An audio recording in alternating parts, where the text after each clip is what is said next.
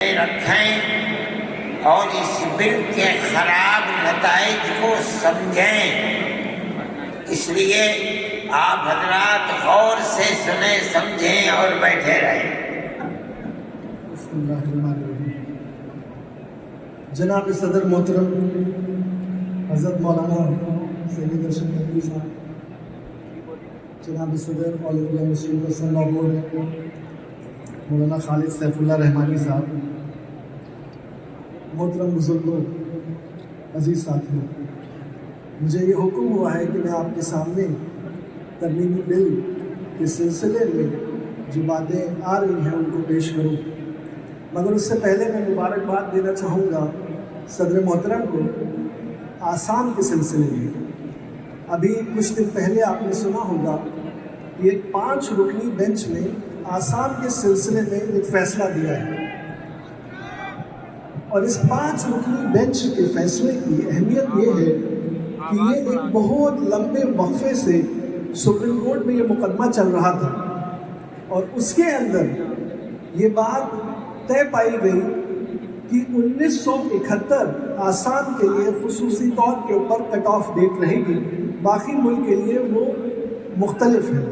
تو سیکشن 6 جو ہے وہ سپریم کورٹ نے اپہیل کیا، اور یہ تقریباً 50 سے زیادہ پیشیاں ہوئیں، اور ایک بہت لمبے وقفے کے بعد یہ فیصلہ ہم کو حاصل ہوا، اور اس سے آسام میں رہنے والے تمام لوگوں کو ایک بہت بڑا فائدہ ہوگا۔ دوسری بات، ابھی بہت ہی پچھلے ہی ہفتے تقریباً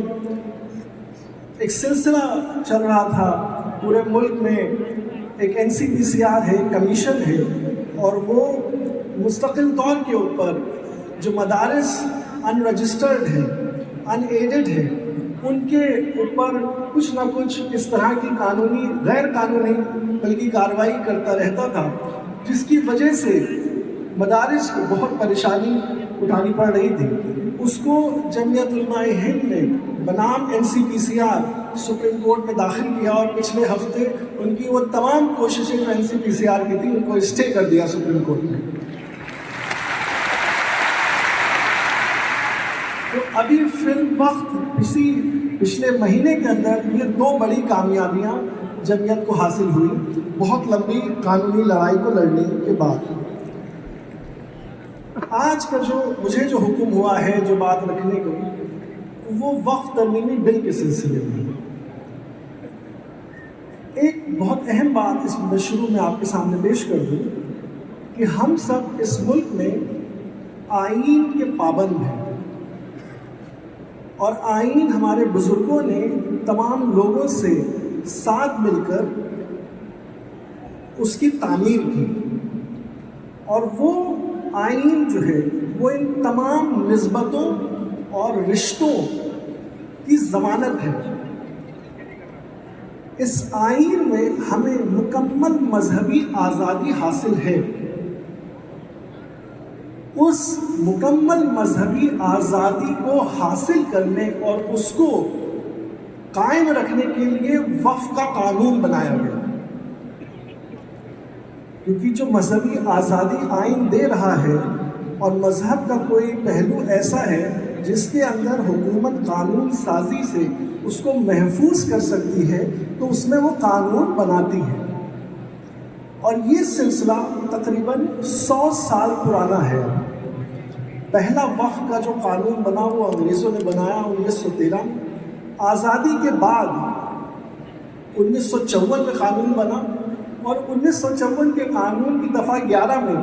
جو حضرت نے بتائی ابھی کہ اس کے اندر اس بات کا مکمل طور پر حکم تھا کہ اس کے اندر وقف بورڈ میں MLAs، MPs اور جو اسلامی قانون کے جانکار ہیں، اور جیسا کہ وہ جمعیت کے قانونی جانکار ہوں، اس طرح کے لوگوں کو اس میں شامل کرنے کا حکم تھا۔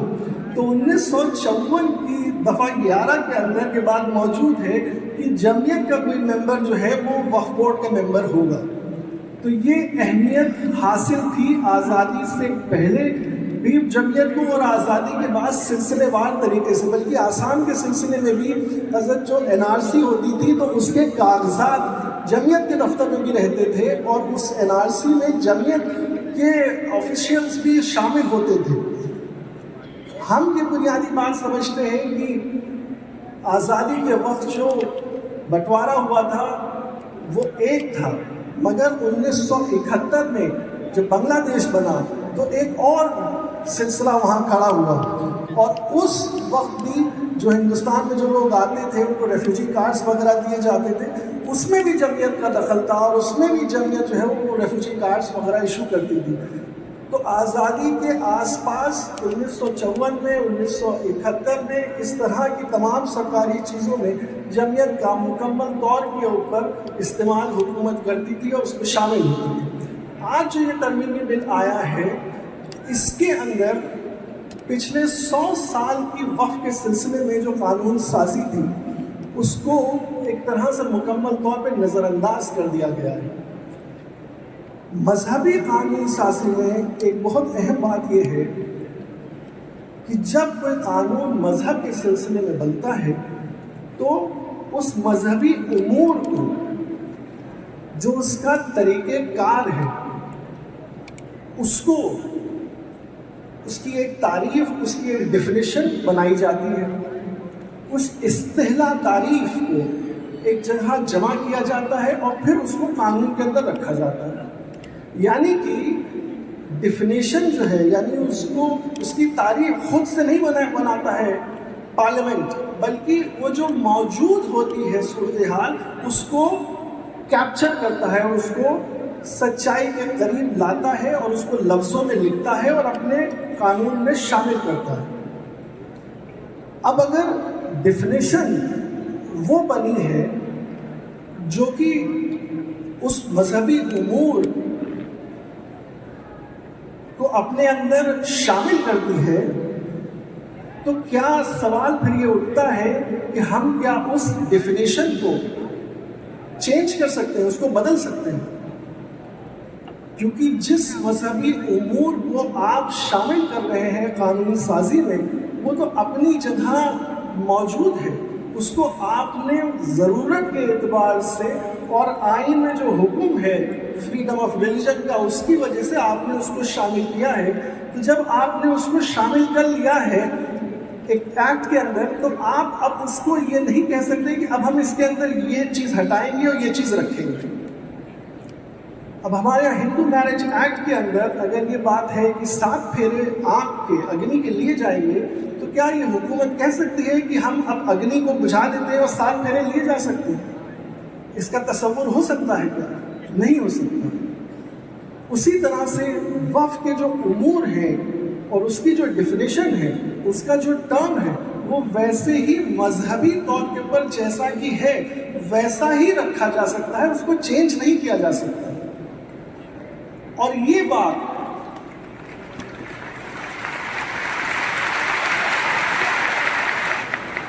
اور یہ بات 1913 سے یعنی انگریز تک اس بات کو کا احساس تھا ان کو، اور وہ مستقل طور کے اوپر چلتا چلا آ رہا تھا۔ اب 2024 کے اس ترمیمی بل میں پہلی بار اس ڈیفینیشن کو چینج کیا گیا ہے، اور اس کے اندر جیسے پرسن لاء بورڈ کے صدر صاحب نے بات کہی کہ وقف بائی یوزر، یعنی کہ آپ کا ایک قبرستان ہے، اس کے کاغذات کسی کے پاس نہیں ہوں۔ کیوں؟ کیونکہ ہمارے دادا پردادا اور ہمارے والد صاحب اس کو دیکھتے چلے آ رہے ہیں کہ یہ قبرستان ہے اور وہاں کے اوپر لوگ دفن کیے جاتے ہیں۔ ایک مسجد ہے وہ ایک زمانے سے چلی آ رہی ہے اور وہ اس میں لوگ استعمال کر رہے ہیں، اور وہ ٹائم امیموریل سے یعنی یادداشت کے بھی باہر وہ موجود ہیں۔ اب وہ اپنے استعمال ہونے کی وجہ سے وہ وقف مانا جاتا ہے اور وہ وقف قائم رہے گا، مگر کچھ جگہوں کے اوپر اس کے فرمان موجود ہوتے ہیں، کہیں وقف ڈیڈ موجود ہوتی ہے، کہیں کسی قسم کے کاغذ موجود ہوتے ہیں جو کرنے والا واقف ہے اس کے سلسلے میں کہیں کہیں، اور کہیں کہیں کیا ہندوستان میں 70% تقریباً ایسے اوقاف ہیں جن کے کوئی کاغذات موجود نہیں ہیں کیونکہ وہ 200-300 سال پرانے ہیں۔ تو جو اور یہ بات تو سبھی کے اوپر لاگو ہوگی، مندروں کے بھی، گرجا گھروں کے بھی، تمام دوسرے جو مذہبی لوگ ماننے والے ہیں ان کے سب کے اداروں کے کوئی کاغذات 100 سال 200 سال پرانے نہیں موجود ہوں گے۔ آج انہوں نے ڈیفینیشن کے اندر کیا کیا کہ یہ وقف بائی یوزر کو انہوں نے کہا کہ اس کو ہم ہٹا دیں بنا کسی وجہ کے، بنا کسی اس کو ریزن دے کہ کیوں ہٹا دیں۔ دوسری چیز وہ لے کر کے یہ آئے کہ وقف کرے گا کون؟ وقف وہ کرے گا جو مسلمان ہو اور کم سے کم 5 سال پرانا مسلمان ہو۔ اب یہ عقل سے باہر کی بات ہے کہ جب کوئی شخص کسی بھی مذہب میں داخل ہوا یا اس مذہب کا ہے، اس پر مکمل طور پہ اس کے سارے اختیارات اس کو حاصل ہو جاتے ہیں، تو آپ اس بات کو کیوں لائے کہ جو مسلمان ہو اور کم سے کم وہ 5 سال پرانا مسلمان ہو تبھی وہ وقف کر سکتا ہے۔ 2013 کا اس سے پہلے جو پروویژن تھا وہ یہ کہتا تھا کہ کوئی غیر مسلم بھی اس کو کر سکتا ہے، کیونکہ بہت سے ایسے راجا تھے جنہوں نے مسجدوں کو، درگاہوں کو، جو مسلمان نہیں تھے لیکن انہوں نے پیشکش کی، جائیدادیں دی، ریاستیں دی، جاگیریں دی اور اس کو استعمال کیا گیا۔ اب انہوں نے یہ شرط لگائی ہے کہ وقف کرنے والا مسلمان ہو اور کم از کم 5 سال پرانا مسلمان ہو تبھی وہ وقف کر سکتا ہے۔ پھر وہ آگے چلتے ہیں کہ یہ وقف جب ہو گیا اور اس نے واقف نے یہ کیا تو وہ ایک شرط یہ لگاتے ہیں کہ اس کی جائیداد اسی کی ہونی چاہیے۔ تو یہ بات تو بنا کہے ہے کہ جائیداد تو اس کی ہوگی ہی، اس کو آپ یہ کیوں سمجھتے ہیں کہ جائیداد اس کی نہیں ہو؟ تو اس کا مالک ہوگا تبھی تو وقف کرے گا۔ اور بنیادی بات وقف کے سلسلے میں یہی ہے کہ لوگ اپنی ثواب کی نیت سے، امید سے، صدقہ جاریہ سے، اپنی ملک سے اس جائیداد کو نکال کر کے اللہ تعالیٰ کو دے دیتے ہیں، اور اس کا مالک اپنے آپ کو مالک کی حیثیت سے ہٹا دیتے ہیں، بلکہ مالک کی حیثیت سے اللہ تعالیٰ کو وہ پیش کر دیتے ہیں۔ تو اس کے بعد نہ حکومت، نہ کوئی بورڈ، اس کا کوئی مالک نہیں ہے، اس کا مالک اللہ تعالیٰ ہے۔ اس بنیاد کے اوپر انہوں نے ایک نئی شرط اب یہ رکھی کہ جتنے بھی وقف ہیں موجود فی الحال اس وقت ملک میں، ان کو بھی اگلے 6 مہینے کے اندر، خدا نخواستہ اگر یہ بل پاس ہوگا، جیسے ہی 6 مہینے کے اندر موجودہ جتنے وقف ہیں ان کو بھی دوبارہ سے اپنے آپ کو درج کرانا پڑے گا۔ اب آپ سوچیں کہ یہ کتنی بڑی ایک طوالت پیش خدا نخواستہ آئے گی کہ ہندوستان بھر کے جتنے بھی اوقاف ہیں وہ 6 مہینے کے اندر اپنے آپ کو دوبارہ سے درج کرائے، اور اس کے اندر بھی انہوں نے یہ شرطیں رکھی ہیں کہ کیا کیا شرطیں ہونی چاہیے کہ جن کو وہ پورا کریں۔ اب ان شرطوں کو آج کی تاریخ میں پورا کرنا ممکن ہی نہیں ہے۔ تو یعنی گویا کہ وہ مقصد شاید یہ ہو گیا کہ یہ 6 مہینے کے اندر جب درج نہیں کر پائیں گے تو وہ اس حیثیت سے، وقف کی حیثیت سے فارغ ہو جائیں گے کہ وہ وقف نہیں رہے گا، کیونکہ آگے چل کے انہوں نے ایک اور شرط یہ لگائی ہے کہ اگر آپ نے 6 مہینے کے اندر یہ رجسٹریشن اور یہ درجی پورٹل کے اوپر اور بورڈ میں نہیں کرائی تو آپ پھر اس کو اپیل بھی نہیں کر سکتے۔ یعنی کہ آپ کو پہلے تو 6 مہینے کے اندر لازم کیا کہ آپ اس کو کریں، اور اگر آپ اس کو نہیں کر پائیں گے تو پھر آپ اس کو اپیل بھی نہیں کرتے۔ جیسے میں نے کہا کہ یہاں کے اوپر کوئی کسی کی ذاتی جائیداد نہیں ہے، بلکہ وہ جائیداد تو اللہ تعالیٰ کو پیش کی گئی ہے، اور اس کے تمام لوگ، تمام مسلمان اس کی خبرگیری کرتے ہیں، اس کا خیال کرتے ہیں، اس کی فکر کرتے ہیں اور اس کو برباد ہونے سے بچاتے ہیں۔ وہ تو گویا کہ قانون کا مقصد وقف ایکٹ کا اس کو محفوظ کرنے کا تھا، بچانے کا تھا۔ یہاں کے اوپر جو شرائط سامنے آ رہی ہیں اس سے لگتا ہے کہ مقصد اس کو ضائع کر دینے کا ہے۔ پھر انہوں نے ایک نئی کیٹیگری بنائی کہ گورنمنٹ پراپرٹی، یعنی سرکاری جائیداد اگر کسی کو یہ لگتا ہے، کسی سڑک چلتے آدمی کو بھی یہ لگتا ہے کہ یہ جائیداد جو ہے وہ سرکاری جائیداد ہے، تو وہ درخواست کلیکٹر کو دے گا، اور کلیکٹر صاحب کو جب یہ درخواست آئے گی تو وہ اس کو طے کریں گے، مگر وہ جب تک طے نہیں کریں گے تب تک وہ سرکاری جائیداد مانی جائے گی۔ یعنی کہ جن جائیدادوں کے اوپر پہلے سے سرکار کا قبضہ ہے اور وہ بطور انکلوچر ہے اور اس کو موجود ہے کہ وہ اس کے اوپر قابض ہے، تو وہ کوئی بھی درخواست دے اور کلیکٹر صاحب اس کو اگر ڈکلیئر کر دیں کہ سرکاری جائیداد ہے تو وقف کے زد سے چلی گئی، اور اگر نہیں بھی کریں اور اس کو صرف لیے بیٹھے رہیں، اس پہ کوئی فیصلہ ہی نہ کریں، جب تک چاہیں تو فیصلہ نہ کریں، تو بھی وہ وقف نہیں مانی جائے گی۔ یہ اس کے اندر سرکاری جائیداد کا ایک نیا انہوں نے شروع کیا۔ پھر آگے چلیے، ہمارے یہاں جب جائیدادیں ملک میں کوئی بھی لین دین کرتا ہے تو اس کو ریونیو ریکارڈ میں درج کراتا ہے، راجسو میں اس کو درج کراتا ہے۔ اوقاف کے سلسلے میں ایک خصوصی سروے کا انتظام کیا گیا تھا، یعنی کہ ایک شہر کے اندر کتنی جائیدادیں وقف کی ہیں، اس کے لیے ایک پورے اسٹیٹ میں، پورے صوبے میں ایک کمشنر بنایا جائے گا، اور وہ کمشنر جا کر کے دیکھے گا کہ کہاں کہاں وقف کی جائیدادیں ہیں اور ان جائیدادوں کو وہ اپنے رجسٹر میں شامل کرے گا۔ تو یعنی کہ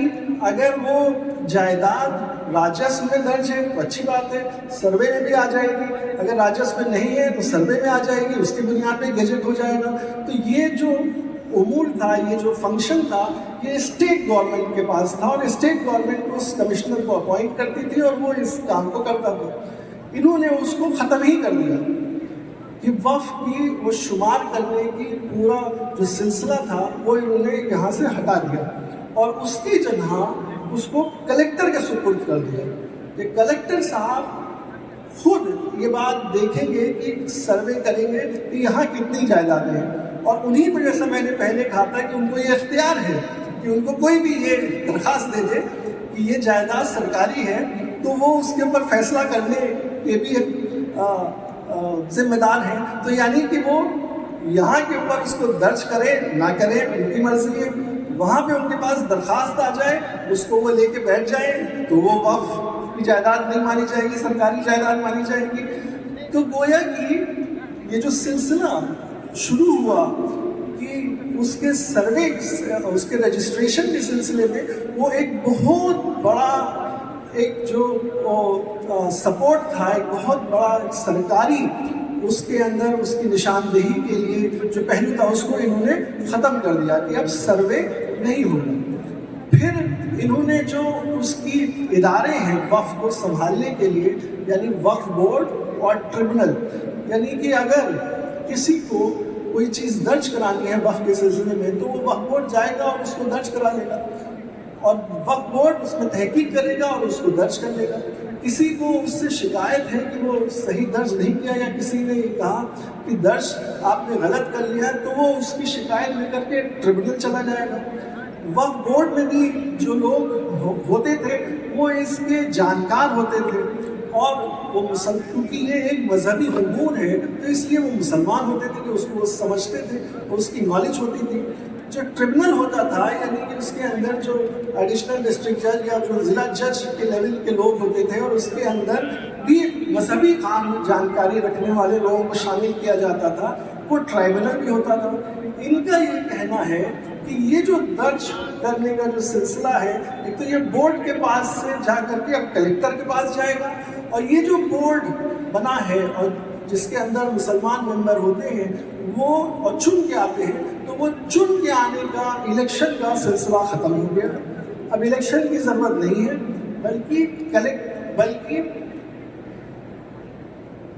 بلکہ سرکار، صوبے کی سرکار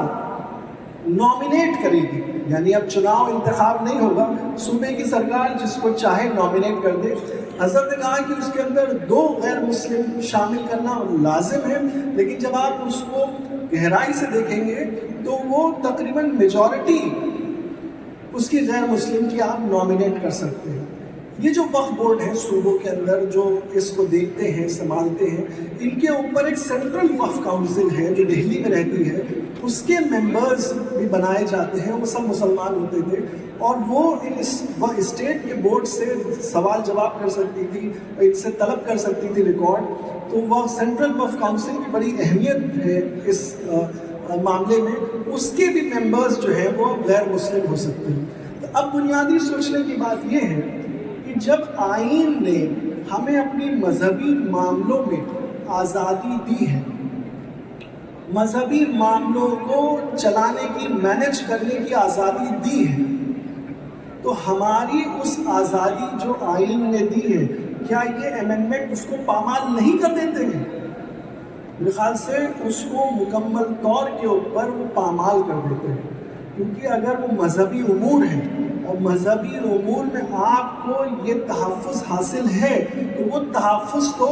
یہ بل ہی ختم کیے دے رہا ہے۔ پھر ہم آگے چلتے ہیں، یہ تو ٹریبونل بورڈ اور سینٹرل وقف کاؤنسل کی نوعیت ہو گئی کہ وہ اب مذہبی امور میں غیر مسلموں کو شامل کرے گی۔ پھر اس کے اندر جو متولی ہے، اس متولی کے سلسلے کے اندر اب یہ حکم ہو گیا ہے کہ اگر بورڈ یا کوئی اس کا افسر ان سے کوئی بھی مطالبہ کرے گا اور وہ اس کو پورا نہیں کر سکے گا تو اس کو ہٹایا جا سکتا ہے۔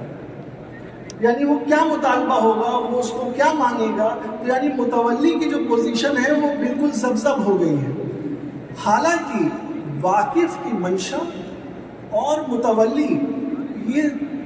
ہمارے وقف کے امور کے ایسے حصے ہیں جن کے ساتھ چھیڑ چھاڑ کرنا پھر ہماری مذہبی آزادی کے ساتھ چھیڑ چھاڑ کرنا ہے۔ یہاں کے اوپر 3 ایسے